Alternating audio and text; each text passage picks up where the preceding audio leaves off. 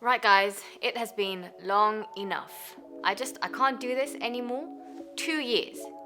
2 years I've been waiting. But today is finally the day.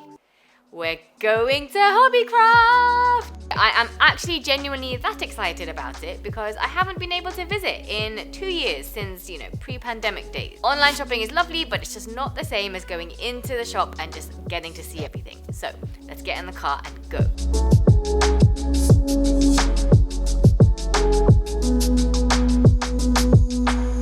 Today I am looking for some autumn themed stuff.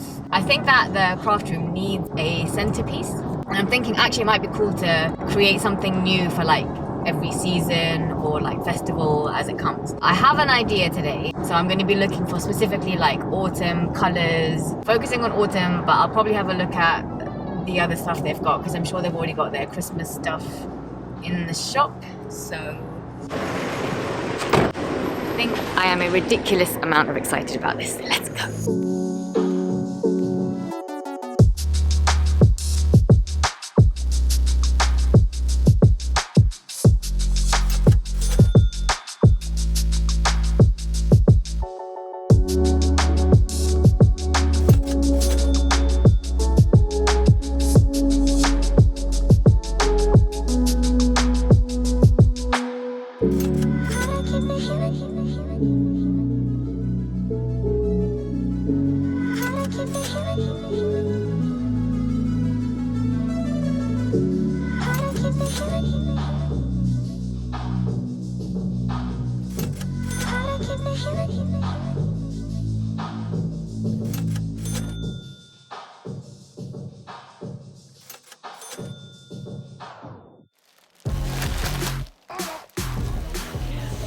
Alright, I am back with a massive load of things that I bought. I did take bags with me, but then forgot them in the car. So the nice lady in the shop gave me the biggest carrier bag that they have. Doesn't even have handles, it's so massive. I don't know why there's no handles. But yeah, let's have a look at everything we got.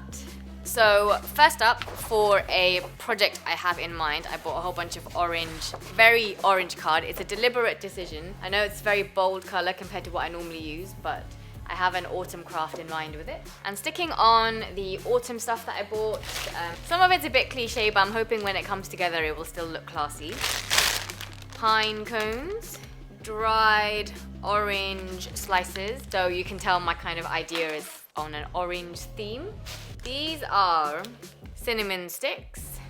I don't know, I've never really done autumn decor before, but I know these are the sorts of things that go into it, and this looked pretty on the shelf, so yeah. Then the idea I have will require making a bouquet of sorts, so I bought this foam block and then these wires that go with it.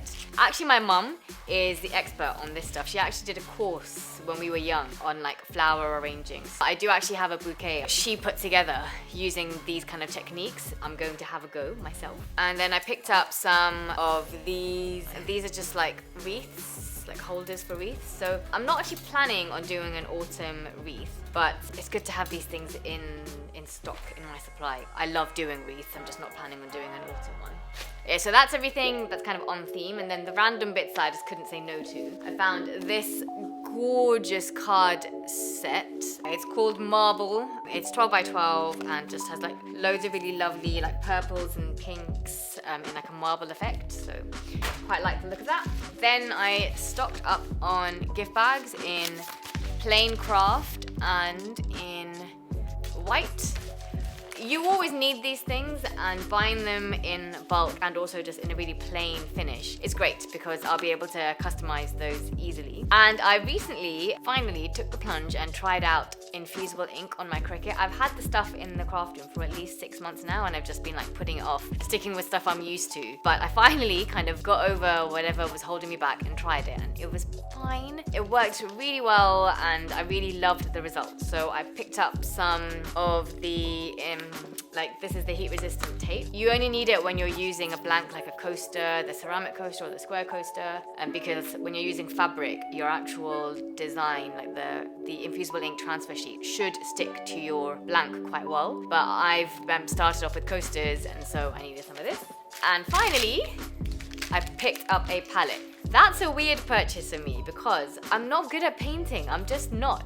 It's not a natural talent for me. But I wanted to do a solid strip of like metallic silver on a project the other day, but it just didn't come out with a nice finish. And I think part of it is that I needed to dilute the paint with some isopropyl or something like that. So I got that. I was actually looking for a teeny tiny foam roller because part of the problem with what I did is that you could really see the brush strokes of the paint, and I don't like that. I was being advised by lots of people by lots of you guys, to actually use a little sponge or a roller like you would for painting on walls. Kind of thought that might be a thing and I would be able to find a mini version, but I didn't find that in Hobbycraft. But that is what I'm going to be looking into. Alright guys, I think it's time I get started on that autumn decor idea that I've got. The video should be out next week, so just, you know, keep an eye on the channel if you want to see what I make. But yeah, I hope you enjoyed coming to Hobbycraft with me. I would love to take you guys with me to Hobbycraft, you know, maybe every season, and we can see what new stuff they've got there. There's nothing more fun than a good browse in Hobbycraft. Alright guys,